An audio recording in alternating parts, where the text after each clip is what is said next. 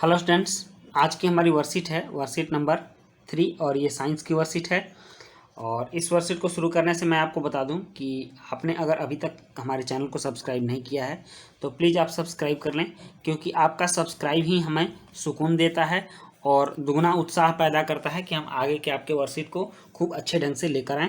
तो आप ज़रूर इसे सब्सक्राइब कर लें। तो चलिए शुरू करते हैं। आज के वर्कशीट में हमें जानना है, ये वर्कशीट क्लास 6 के लिए है, क्लास 6 के स्टूडेंट के लिए है और इसमें हम लोग साइंस पढ़ रहे हैं। तो इस वर्कशीट में हमें भोजन के घटक के बारे में जानना है। तो इससे पहले की जो वर्कशीट नंबर 2 हुई है, अगर आपको इसको समझना है तो इसको समझने से पहले आप एक बार साइंस की वर्कशीट प्लेलिस्ट में जा करके वर्कशीट नंबर 2 देख लीजिए। और उसमें बताया गया है कि भोजन के घटक क्या क्या होते हैं और उनसे क्या क्या फ़ायदे और नुकसान होते हैं। तो आप एक बार वर्कशीट 2 को देख लीजिए, तब आप वर्कशीट 3 देखेंगे तो कॉन्सेप्ट क्लियर होगा, आपको ज़्यादा समझ में आएगा।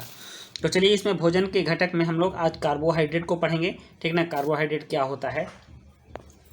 तो कह रहा है कि जैसा कि आप पढ़ चुके हैं, कार्बोहाइड्रेट ऊर्जा प्रदान करने वाला पोषक है। मतलब भोजन के जो हमारे घटक हैं उसमें कई सारे पोषक तत्व होते हैं, तो उसमें से एक पोषक तत्व है कार्बोहाइड्रेट।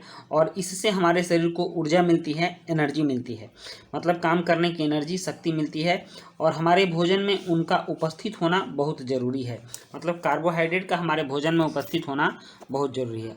अब देखो बच्चों, यहाँ एक टेबल बना हुआ है, कह रहा है कि खाने की चीज़ों की सूची बनाइए जिन्हें आप प्रतिदिन खाते हैं। तो जैसे हम लोग प्रतिदिन क्या क्या खाते हैं, तो रोटी खाते हैं, दूसरा चावल भी खाते हैं।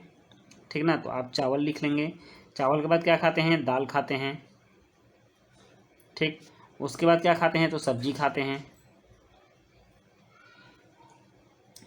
चावल, दाल, सब्जी, दूध भी खाते हैं और अंडा भी खाते हैं। ठीक ना, तो ये सारे हमारे खाने की चीज़ें हैं जो कि हम प्रतिदिन खाते हैं। तो इस तरह से आपको भी लिख लेना है। अब चलिए हम लोग नेक्स्ट देखते हैं।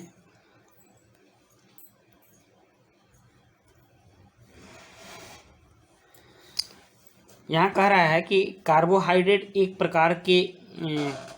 कई प्रकार के होते हैं, जिनमें मंड और शर्करा हमारे भोजन में पाए जाने वाले मुख्य कार्बोहाइड्रेट हैं। तो यहाँ बच्चों, मंड जो देख रहे हो, मंड का मतलब स्टार्च होता है। ठीक ना, और शर्करा चीनी को, मीठी चीज़ को बोलते हैं। तो ये जो कार्बोहाइड्रेट हैं, तो ये इसमें से मंड और शर्करा जो है हमारे भोजन में पाए जाने वाले मुख्य कार्बोहाइड्रेट हैं और ये हमारे भोजन में मिलते हैं और हम प्रतिदिन इनको लेते हैं। तो अब कह रहा है पोषक का नाम, यहाँ देखिए, ये कार्बोहाइड्रेट है और इसका स्रोत क्या है, किस किस चीज़ में मिलता है। तो कार्बोहाइड्रेट गेहूं में मिलता है, चावल में मिलता है, चीनी में मिलता है और आलू में मिलता है। तो कार्बोहाइड्रेट से क्या मिलता है, कार्बोहाइड्रेट से हमारे शरीर को एनर्जी मिलती है, ऊर्जा मिलता है। ठीक ना, काम करने की शक्ति मिलती है। तो आपको अगर शरीर में एनर्जी की आवश्यकता है तो आपको ये सारे अनाज खाने चाहिए, गेहूँ, चावल, चीनी और आलू खाना चाहिए। क्योंकि अब इसका कार्य क्या है, क्योंकि यह ऊर्जा देने वाला है, हमारे शरीर को ऊर्जा देने वाला है। हमारे शरीर का टोटल कार्य जो है इसी के ऊर्जा से होता है, इसलिए हमें यह खाना चाहिए। अतः यह ऊर्जा प्रदान करता है। और ये मिलता कहाँ है, तो ये अनाजों में मिलता है। अनाज हमें ज़रूर खाने चाहिए। ठीक, अब नेक्स्ट देखते हैं। कह रहा है अंदाज लगाइए कौन कौन से खाद्य पदार्थ कार्बोहाइड्रेट के पोषक हैं। तो अभी आपने देखा कि गेहूं में मिलता है, तो ये जो रोटी है ये गेहूं के आटे से बनती है। चावल भी कार्बोहाइड्रेट देता है। और आप यहाँ आलू की सब्जी देख रहे हैं, इसमें भी कार्बोहाइड्रेट है। ठीक ना, और आप जो यहाँ दूध और दही देख रहे हैं, इसमें भी शर्करा पाया जाता है। ठीक ना, ग्लूकोज पाया जाता है। तो ये सभी कार्बोहाइड्रेट के स्रोत हैं। तो ये सभी चीज़ें जो हैं वो हमें कार्बोहाइड्रेट देते हैं और शक्ति प्रदान करते हैं। दालों से प्रोटीन मिलती है, इस चीज़ को हम लोग याद रखेंगे। ठीक, अब कह रहा है बच्चों कि क्या आप पता लगा सकते हैं कि आपके भोजन में मंड उपस्थित है या नहीं। मंड मैंने बताया है कि कार्बोहाइड्रेट के मुख्य तत्व हैं मंड और शर्करा। तो मंड का मतलब स्टार्च होता है, आपने स्टार्च बहुत जगह सुना होगा। तो वहीं कह रहा है कि क्या आप पता लगा सकते हो कि आपके भोजन में मंड मतलब स्टार्च है या नहीं है।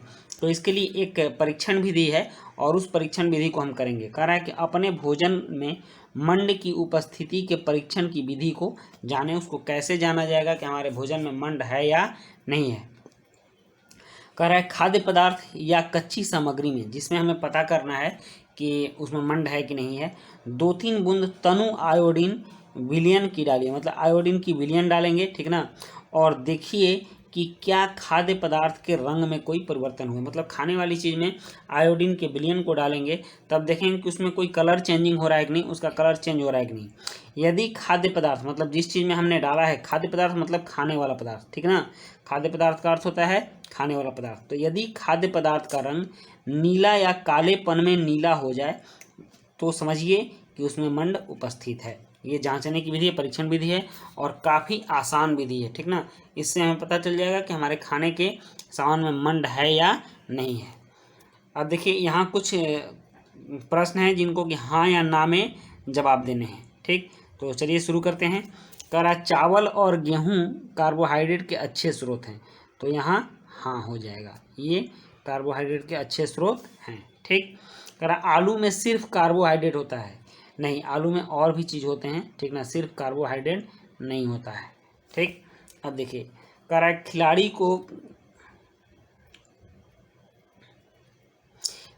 को खेलने के लिए सिर्फ मक्खन खाना चाहिए, नहीं, उसे हर तरह के खाने खाने चाहिए और कार्बोहाइड्रेट से संबंधित खाना खाना चाहिए ताकि उसको ऊर्जा मिले, एनर्जी मिले। अब कह रहा मंड परीक्षण में आयोडीन की आवश्यकता होती है, तो हाँ, इसके परीक्षण में आयोडीन की आवश्यकता होती है, हमने अभी ही पढ़ा है, ठीक। तो इस तरह से आपके वर्कशीट कंप्लीट हुए। अब आपके वर्कशीट में आज के लिए कुछ नहीं है, तो मिलते हैं हम लोग फिर नेक्स्ट वर्कशीट में, तब तक के लिए गुड बाय।